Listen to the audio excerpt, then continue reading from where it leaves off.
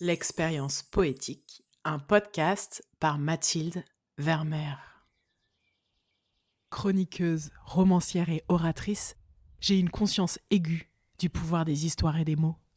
Je crois qu'il faut changer les récits qui circulent pour changer le monde, y remettre de la joie, de l'optimisme, de la beauté. Tout mon travail est lié à ce désir de fertiliser autrement nos imaginaires collectifs. La poésie, c'est le royaume de l'émotion et du sentiment, dont les traces éphémères restent longtemps. En 2022, la thématique du Printemps des poètes, c'est justement l'éphémère. Alors, pour cette saison 2 du podcast L'expérience poétique, je vous propose de plonger chaque lundi dans une écriture poétique singulière, soulignée par un univers sonore original, et de vous laisser toucher par une plume contemporaine qui offre sa vision d'un éphémère inoubliable. La poétesse de cette semaine a reçu le prix Nobel de littérature en 2020. Sacrée récompense. Et pourtant, au-delà du monde anglophone, au moment où l'Académie suédoise la reconnaît dans son art, elle est quasi inconnue. Rien à voir avec son compatriote, Bob Dylan, qui reçoit lui aussi le Nobel en 2016 pour son œuvre poétique, alors que ses chansons sont célèbres partout dans le monde depuis plusieurs décennies. Cette femme mystérieuse dont je parle, c'est Louise Gluck. Elle est née à New York en 1943, même génération que Dylan donc. Je la découvre l'an dernier alors que ses textes circulent enfin en français. Les 2 poèmes que je vais dire au micro aujourd'hui sont à relire dans le volume L'Iris sauvage publié par Gallimard en 2021, grâce à la traduction de Marie-Olivier. Cette grande dame des lettres me plaît par sa manière de jouer sur le trouble, les non-dits, les omissions. Dans ses textes, on ne sait jamais vraiment qui parle. J'ai l'impression, en faisant cela, qu'elle nous laisse de la place pour mettre nos propres ressentis, nos projections, nos souvenirs. Il y a un intime dans lequel on peut chacune s'engouffrer. Je vous laisse le vérifier par vous-même dans ces textes aux tonalités singulières qui ont une étonnante dimension narrative. Fermez les yeux, écoutez la poésie troublante de Louise Gluck. Vous étiez comme de très jeunes enfants, toujours à attendre une histoire.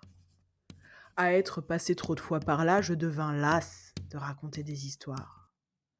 Alors je vous donnais papier et crayon. Je vous donnais des plumes faites de roseaux que j'avais moi-même cueillis lors d'après-midi dans les épaisses prairies. Écrivez votre propre histoire, vous dis-je. Après toutes ces années à écouter, je crus que vous sauriez ce qu'est une histoire. Tout ce que vous pouviez faire, c'est pleurer. Vous vouliez qu'on vous raconte tout et qu'aucune pensée ne vous traverse.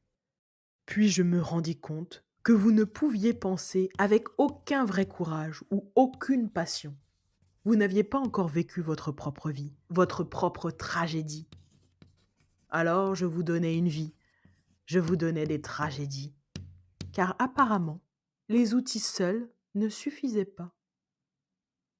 Vous ne saurez jamais à quel point cela me plaît de vous voir assis là, êtres indépendants que vous êtes, de vous voir en train de rêver à la fenêtre ouverte, les crayons que je vous ai donnés à la main, jusqu'à ce que le matin d'été disparaisse en écriture.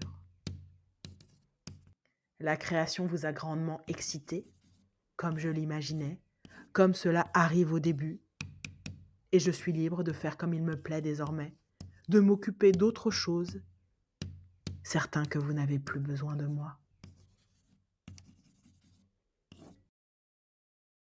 Ce texte est intitulé « Lumière déclinante ». Vous avez remarqué, il est un brin cruel, jusqu'à sa chute, finalement assez tendre. Je trouve ça plaisant de lire une poésie qui explore une autre gamme d'émotions, qui nous fait voir le monde par d'autres points de vue, avec des voix qui savent embrasser leur part d'ombre. Maintenant, allons nous balader dans le jardin pour un poème intitulé Herbe folle, un titre qui, je crois, fournit une clé de compréhension essentielle. Quelque chose vient au monde, sans y avoir été invité, provoquant le désordre. Le désordre. Si tu me hais tant, ne t'embête pas à me donner un nom. As-tu besoin d'une autre insulte dans ta langue, une autre façon de blâmer une tribu pour tout? Comme nous le savons tous les deux, si l'on ne vénère qu'un dieu, un ennemi suffit. Je ne suis pas l'ennemi. Seulement une ruse qui te permet d'ignorer ce que tu vois en train de se dérouler ici même, dans ce lit. Petit paradigme de l'échec. L'une de tes précieuses fleurs meurt ici presque chaque jour, et tu ne pourras trouver le repos qu'après en avoir bravé la cause. En d'autres termes, tout ce qui reste, tout ce qui se révèle plus robuste que ta passion personnelle. Ce n'était pas supposé durer éternellement dans le monde réel. Mais pourquoi l'admettre quand tu peux continuer à faire ce que tu as toujours fait? Le deuil et les reproches, toujours les deux ensemble. Je n'ai pas besoin de tes louanges pour survivre. J'étais là en premier, avant toi, avant même que tu aies planté le premier jardin. Et je serai là, quand il ne restera que le soleil, la lune, la mer et la grande prairie. Je serai la prairie. J'adore cette déclaration adressée aux jardiniers. Je ne suis pas l'ennemi, je suis la prairie. J'entends un triomphe du végétal à la fin du texte, un triomphe que je me sens invité à ressentir, à m'approprier. J'aime boucler ma lecture de la semaine avec cette émotion exaltée et victorieuse. Je vous invite à réécouter ces textes.